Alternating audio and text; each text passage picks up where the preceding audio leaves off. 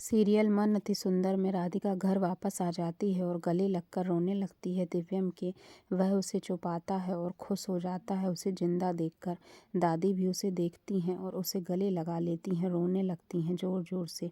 लेकिन उसकी सास दुखी हो जाती है और फिर पूछते हैं सारे लोग कि तुम्हें क्या हो गया था। वह बताती है कि मैं पायल ढूंढने गई थी फूड स्टॉल के पास, तो वहीं मेरी टक्कर एक कैदी से हुई और उसने मुझे अपने कपड़े पहना दिए बेहोश करके और मुझे एक गोदाम में बंद कर दिया। जब मेरी नींद खुली तो मैं बंद थी और फिर मैंने बहुत कोशिशें की, भगवान से प्रार्थना की, तभी वहाँ से निकल पाई। दादी कहती हैं यह चाल है तुम्हारी जिसमें मुसीबतों से ना बचना पड़े। दिव्यम उसके लिए लड़ता है लेकिन फिर मानती नहीं है दादी। तभी फ़ोन आ जाता है अस्पताल से और वह कहते हैं कि जो साड़ी और कपड़े थे वह किसी और के थे, लेकिन यह कैदी है, इसका डीएनए हुआ है।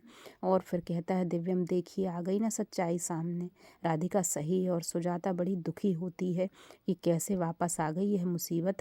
दोनों झगड़ने लगती हैं और फिर कहती हैं देखते हैं। यहाँ पर याद करती है राधिका अपनी शादी और दिव्यम उसे फिर से मंगलसूत्र पहनाता है क्योंकि वह खो गया था लेकिन उसे वापस मिल गया है किसी तरह और दोनों खुश हो जाते हैं। दिव्यम कहता है तुम इतना सब कुछ कैसे सह लेती हो, हमेशा परेशानियाँ। और राधिका को साड़ी में मिलता है मोती जो उसके खाने में था। वह फिर से सोचती है मुझे ढूंढना पड़ेगा कि किसने किया है। तभी उसकी माँ को लेकर आता है दिव्यम और माँ गले लगाकर बड़ी खुश हो जाती है। दोनों बैठकर बातें करते हैं।